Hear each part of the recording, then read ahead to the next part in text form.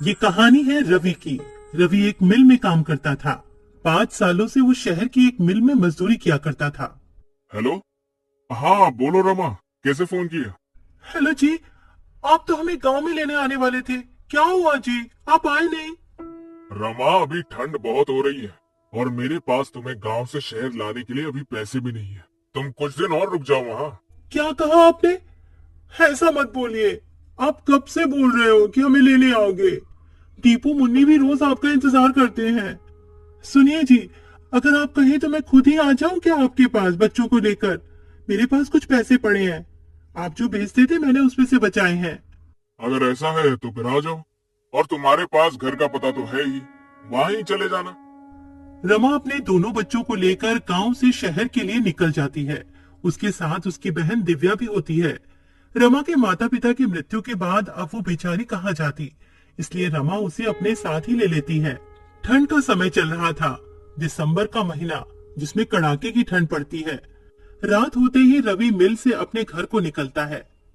अरे यार, आज तो कुछ ज्यादा ही ठंड पड़ रही है। हाँ यार रवि, ये ठंडी ठंडी हवाएं और चारों तरफ पड़ती हुई धुंध, बहुत सी ठंड है भाई। चल जल्दी जल्दी घर चलते हैं। रवि अपने घर पहुंचता है। वो एक झोपड़ी में रहता था। रवि अपने बच्चों को देखकर बहुत खुश हो जाता है। वहीं वो अपनी साली दिव्या को भी देखता है। अरे दिव्या, तुम यहाँ? ओह अच्छा, याद आया। कोई बात नहीं, अब तुम हमेशा ही हमारे साथ रहना। पापा, मुझे आपकी बहुत याद आ रही थी। हाँ पापा, आप हमें लेने क्यों नहीं आए? बच्चों, मुझे थोड़ा सा काम था। तुम दोनों ने कुछ खाया? हाँ जी, मैंने दाल चावल बनाए थे। आप भी हाथ मुंह धो लो, मैं आपके लिए भी खाना लगा देती हूँ। खाना पीना खाने के बाद सभी लोग फर्श पर सो जाते हैं। यहाँ रवि के पास बस एक ही कंबल होता है। अब पांचों लोग नींद में उस कंबल को अपनी अपनी तरफ खींचते हैं। एक तरफ रमा और रवि लेटे हुए थे, दूसरी तरफ दोनों बच्ची और दिव्या लेटी हुई थी। रमा को ठंड लग रही होती है तो वो सारा कंबल अपनी ओर खींच लेती है। ठंड तो उस समय सबको लग रही होती है, ठंड जो इतनी कड़ाके की पड़ रही होती है। तभी रवि उठकर देखता है कि उसके बच्चे और उसकी साली दिव्या ठंड से कांप रहे होते हैं और सारा कंबल रमा ने उड़ा हुआ होता है। रमा, उठो उठो जल्दी। क्या हुआ जी, आप जाग क्यों रहे हो? वहाँ देखो। रमा अपने बच्चों और बहन की तरफ देखती है और वो घबरा जाती है। उसके बच्चे और बहन ठंड से कांप रहे होते हैं। हाँ जी, आप देख क्या रहे हो? जल्दी से कंबल बच्चों पर डाल दो ना, ठंड बहुत है। रवि सारा कंबल बच्चों और दिव्या पर डाल देता है और रवि और रमा दोनों ही बिना कंबल के ठंड से ठिठुर के सो जाते हैं। सुबह रवि और रमा दोनों ही जल्दी उठ जाते हैं। रमा, तुम ठीक तो हो ना? तुम्हें सर्दी तो नहीं हो गई? रात को बहुत ज्यादा ठंड थी, मैं इसीलिए तुम सबको यहाँ नहीं बुलाना चाहता था। मेरे पास तुम्हें ठंड से बचाने के लिए कपड़े भी नहीं है। मुझे माफ कर दो। हाँ जी, आप क्यों माफी मांग रहे हो? आप चिंता मत करो, मैं बिल्कुल ठीक हूँ। आप तैयार हो जाइए, आपको मिल भी तो जाना है। मिल जाते हुए रवि परेशान सा लग रहा होता है। वो सोच रहा था कि मालिक से एडवांस पैसे ले लेगा, जिससे वो एक और कंबल खरीद कर ले आएगा। लेकिन जब वो मिल जाकर देखता है तो मिल में जोरों की आग लगी हुई होती है। वो अपने दोस्त प्रीतम से पूछता है। प्रीतम, ये मिल में आग कैसे लग गई है? ये कैसे हुआ? अरे क्या बताऊं यार, शॉर्ट सर्किट हो गया और मिल में आग लग गई। अभी मालिक आए थे, उन्होंने कहा कहीं और काम ढूंढ लो। मेरे पास इतना पैसा नहीं है कि मैं दोबारा काम शुरू कर पाऊं। रवि प्रीतम से ऐसा सुनकर और निराश हो जाता है और सोच पे पड़ जाता है कि अब तो वो इतनी जल्दी कंबल कहाँ से लाएगा। ना काम है और ना ही पैसे। प्रीतम, अब हम क्या करेंगे? क्या काम करेंगे? देख भाई, मेरे पास कुछ पैसे हैं जिनसे मैं छोटी सी चाय की दुकान खोलूंगा। मेरे पास थोड़ी सी सेविंग्स है। तू बता, तू क्या करेगा? पता नहीं यार, मेरे पास तो पैसे भी नहीं है। जितने पैसे यहाँ से मिलते थे वो पैसे तो मैं अपने गांव भेज देता था। अब तो मेरे पास एक फूटी कौड़ी तक नहीं है। चल, मैं घर चलता हूँ, फिर मिलेंगे यार। रवि घर आ जाता है। उसे देखकर रमा समझ जाती है कि कुछ तो बात हुई है। रमा अभी तो कुछ नहीं कहती है।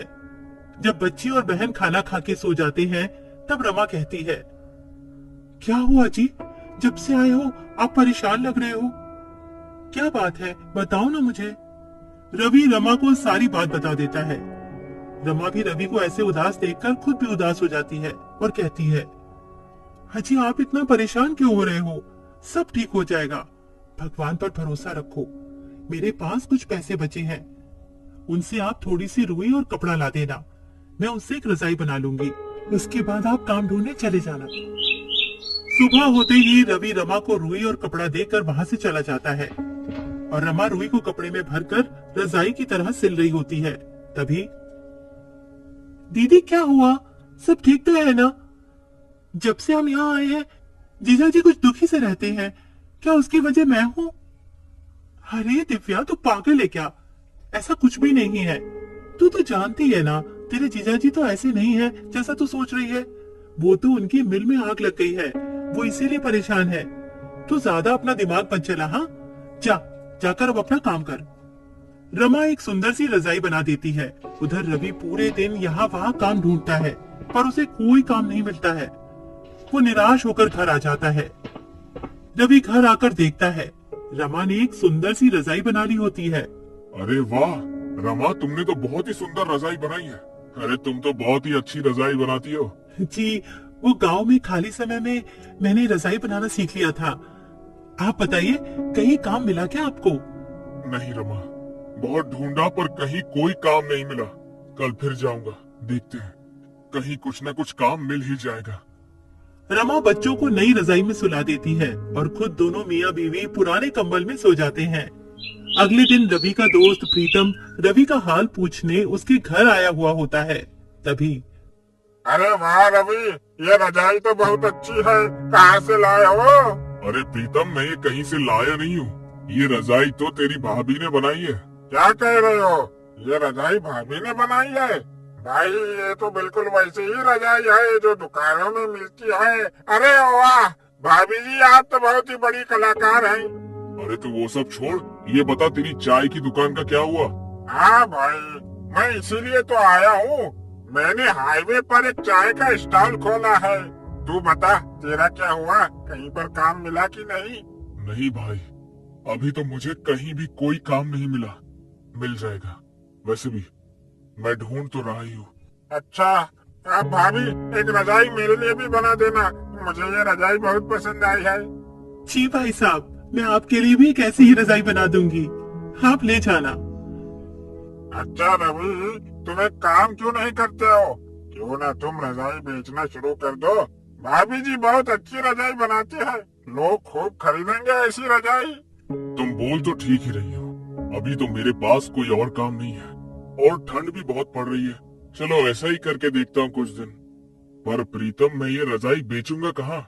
हाईवे पर मेरे चाय के स्टॉल के पास तुम ये रजाई बेच सकते हो। पर प्रीतम, में एक और दिक्कत है, मेरे पास पैसे भी नहीं है सामान लाने के लिए। अरे तुम चिंता मत करो, ये लो पैसे, इनसे तुम सामान ले आना है। ठीक है, फिर मैं आज ही रजाई बनाने का सामान ले आता हूँ। क्यों रमा, ठीक है ना? आप जैसा भी कहो, मैं तो आपके साथ कोई भी काम करने को तैयार रहती हूँ। रवि और प्रीतम दोनों चले जाते हैं। रवि बहुत सारी रुई और कपड़ा घर ले आता है। उसके बाद रमा रजाई बनाने का काम शुरू कर देती है। रवि के साथ साथ रमा की बहन दिव्या भी उसकी मदद कर रही होती है और बच्चे भी रजाई में रुई भरने में लगे हुए होते हैं।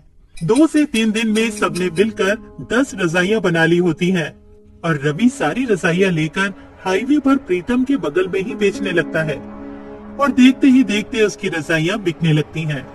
वो रजाइयां बहुत सुंदर लग रही होती हैं, जिसकी वजह से लोग खरीदने आ रहे होते हैं।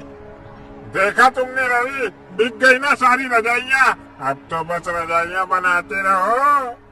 रवि घर जाकर रमा को सारी बात बता देता है। रमा बहुत खुश हो जाती है और रवि और रजाइयां बनाने की तैयारियां करने लगता है और रवि का रजाइयों का कारोबार खूब अच्छा चलने लगता है।